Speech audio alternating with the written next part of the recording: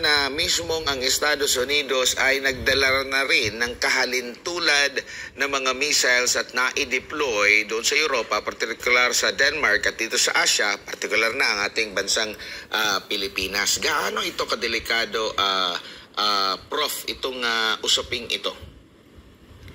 Okay, magandang tanong yan, Admar, kasi nga ang tinatawag mong treaty kasi yan, ang tawag dyan is Intermediate Range Nuclear Forces Treaty that was signed in 1987 between Ronald Reagan and Soviet Premier Mikhail Gorbachev. Na yung dalawang bansa, kasi sila yung mga nuclear forces na malalaki talaga, superpowers when you talk about these things, na hindi sila magpo-produce, mag-stop na may ceiling. Pero nung 1989, just to give a little of background, 2019, in-scrap ng United States under Trump. So ibig sabihin ay may mga accusations sila, violation ng Russia, blah blah blah. And so ibig sabihin na scrap yan. So right now, if you look at the United States, they're producing it. Take note, this is short and intermediate range nuclear forces or nuclear missile, no? Hindi siya ordinaryong missile lang kasi nuclear to.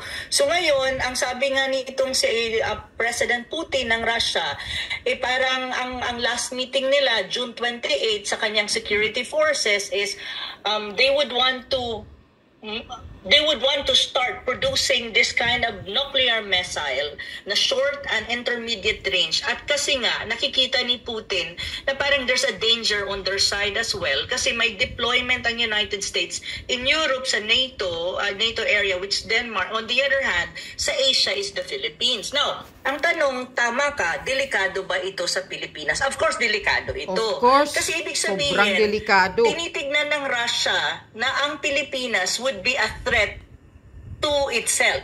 So pag sinabi mong a threat to itself, ibig sabihin nakikita nila na Ops Pilipinas maybe will be used against Russia or even against China by the United States. Kasi ang nagde-deploy niyan is United States. Ang nag-deploy United States. Pero parang dun sa meeting ni President Putin sa kanyang security forces, ito yung elite forces ng Russia. No? Ito yung mga generals, high-ranking officials na nasa military ng Russia is parang tinatanong din niya kung tinanggal nga ba ng United States or nandito pa sa Pilipinas itong mga missile na ito. And take note, these are nuclear. This is even against our constitution.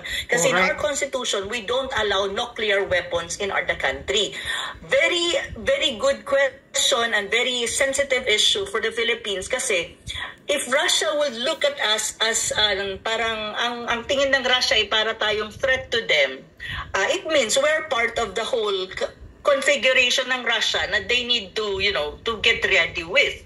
So, yun yung mahirap doon kasi nasa loob ka ng configuration, military configuration ng Russia of countries who might they see as a threat to their own survival or to their own security. So, ngayon, ang sinasabi ni President Putin is, based dun sa mga reports na nabasa ko, is parang they're thinking of producing more of these weapons, nuclear weapon, and at the same time, they're thinking where to deploy.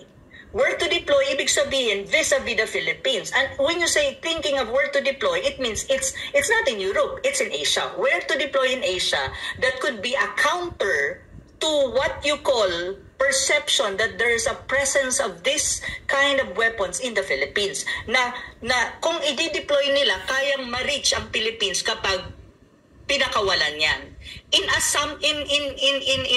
Ang projection kasi dyan, kapag nagkaroon ng gulo sa Asia Pacific, kung saan man i-deploy at kung magdi-deploy man ang Russia ng mga ng short range and intermediate range na nuclear missile na yan, ibig sabihin, aabot sa Pilipinas. Kasi ang target mo is Pilipinas in that scenario. Yeah, targetin ang Malacanang una. If it's Russia already, it's Putin already saying this, it means ang tingin sa Pilipinas is 50-50 na. Either kaibigan ka or kaaway ka. Now, kaaway na tayo ng Russia. Two things here. You already have an issue with China, which is a nuclear power as well and a very, very strong military country in terms of capability, and you have Russia on the other hand.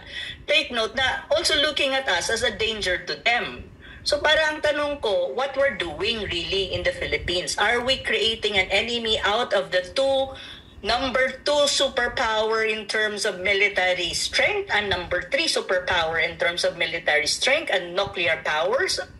I mean, this is not a joke, So I am not sure. Ang tanong ko ngayon, why is it that there's no explanation coming from our government? Kaya nga, and tahimik there's si no Bangag. assurance coming from our government kung itong mga tinutukoy ni President Putin, I think there is an intelligence report kasi hindi naman magsasalita ang Russian president kung wala Exactly. silang May intelligence report or yan. information na nakuha na mayroon nga, baka nga naman, mayroon talaga na nuclear weapon, yung itong mga missiles na to dito sa Pilipinas, hindi naman magsasalita siguro ang Russian president on that kung wala silang information as to this effect. Exactly. No? Ang tanong kasi dyan, why is it that there's no explanation coming from our government and there's no investigation into this at walang transparency into this? Kung in fact, if you really look at our Constitution, it's a violation of our Constitution. Kasi sinasabi sa Constitution natin, hindi tayo dapat mag-i-install or hahayaan natin na magkaroon ng nuclear weapon sa Pilipinas. Correct. We're not talking about conventional Sa violation in our military Constitution. assets. We're talking about nuclear assets. Kasi ito, short range, intermediate range. Ibig sabihin, short range is about 1,000 to 5,000 kilometer. Pero yung short range is 500 to 1,000 kilometers. Pero yung ang intermediate range mo is 1,000 to 5,500 kilometer na distance. So, ibig sabihin, kapag halimbawa si Putin nag-deploy yan within any country in Asia na kaibigan niya at kakampi ng Russia, which one country on top of my mind is North Korea, ibig sabihin it's within the range na aabot siya sa Pilipinas. Kasi syempre kakalculate nila na aabot talaga sa Pilipinas yan, if in any case. So yun yung nakakabahala at yun din ang aking, ako tinitignan ko kung ano mangyayari if in any case. Pero at the same time, ito rin yung tanong ko, why is it that there's no explanation? Why is it that the government is quiet about this? Why is it that there's no transparency? Kasi ang assumption dyan, during the balikatan or exercises, nilagay yan.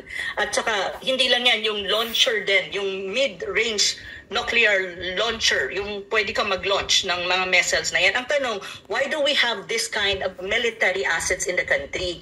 Na Correct. sino ba ang pinaghahandaan mo? Sino ba ang magiging kaaway mo? Correct. Are you looking at China as an enemy? Of course not. Kahit anong gawin natin, we will not win over China when it comes to these things. Exactly. We will lose. And take note, it's not even China's talking about it now. Hindi na yung China nagsasalita.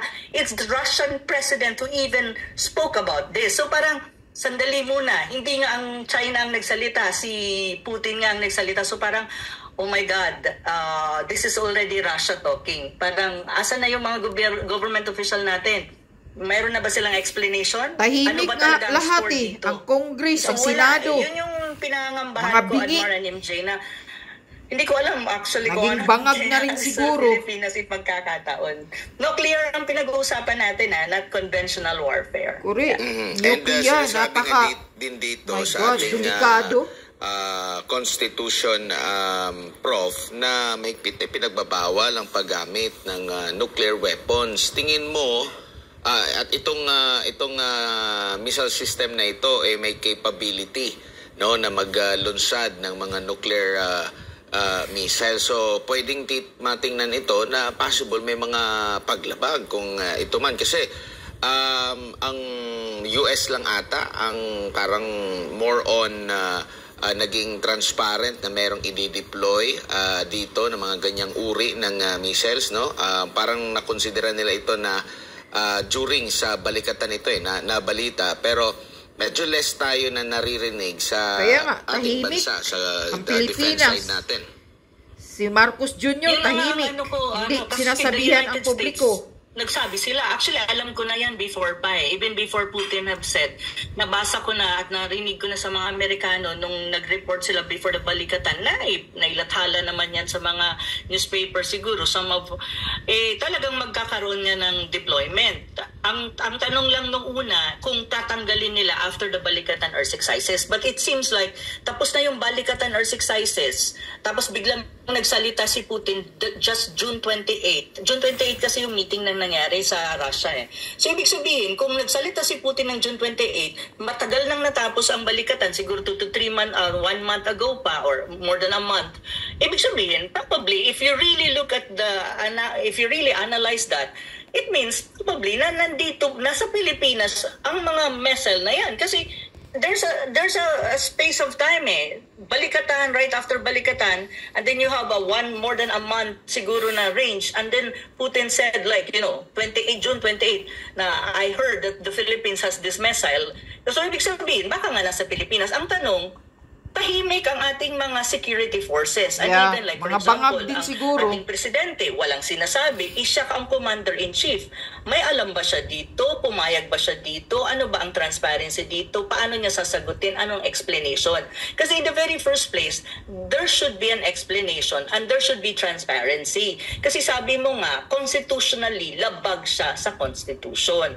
So, anong explanation? Bakit nila hinayaan na mag-deploy ang Amerika sa Pilipinas? Kasi it's a threat to the Philippines survival. At take note, ang ko dito, hindi nga China ang nag-point out eh. It's Russia. And let's not underestimate Russia when you talk about these things. Kasi they take it to heart na, yung mga ganitong mga pangyayari, even it's a threat to their survival or security. Yun nga sabi ni Putin. So, ngayon, ang tanong ko, paano sasagutin ng gobyerno natin ito? Ilagay na yan sa Manila Times. Na-report na ata sa Manila Times yan. Na-report na rin yan sa GMA. I think, na-report na rin sa Inquirer ata yan eh. Mga mainstream media. Yet, the government is still quiet about this. Hanggang ngayon, quiet pa rin. I am not sure kung hindi lang ako aware na may nag-report na, pero still quiet. No explanation, but I think the Filipino people deserve an explanation. Nandito ba yan talaga sa Pilipinas? Nasa Pilipinas ba yan ng mga nuclear missile o wala? They need to have a categorical answer, yes or no. Because this is not a joke. And this is a military issue that now you have a Russian president pointing it out. And it becomes a motivation for Russia to even produce more of this and try to look for where it to be deployed. Mag-produce na daw ang Russia. If you deploy it, they're best friends with North Korea. So kung sa North Korea yan, no country can even control North Korea. Alam mo yun, this is really a very volatile situation na para bang bakit tahimik pa rin hanggang sanay ngayon. Kasi si Marcos Jr. magpabingi-bingian. Sana nga mabingi na lang siya. At kailangan talaga masabi kung ayaw meron makinig o wala. sa Kasi kung mga meron yan, delikado yan. Sobrang hinaing delikado. ng tao, mga at sinasabi ng tao. Bakit ka naglagay ng nuclear weapon sa Pilipinas? Sa tinayaan mo yung mga Amerikano mag-deploy. Kung wala, then they have to say na wala. These are very important issues na kung saan dapat maintindihan ng mga kababayan natin. Nasa crossfire tayo niyan pag nagkataon. Correct. Tayo ang oh my God. Durog tayong mauunang madurog. Military assets. These are nuclear assets. Exactly. Yun yung hindi ko nga maintindihan bakit hanggang ngayon napakatahimik eh. Walang reaction ng gobyerno. Nada. As in, nada talaga. Sanay kasi sa magbingi-bingian si Marcos Jr. eh. Itong sinasabing mid-range missile, itong Typhoon. Ang pangalan nito, mababasa mo ito na itong US military mismo. Okay, yan. Yan lang ang ko. Nagagalit na si Putin.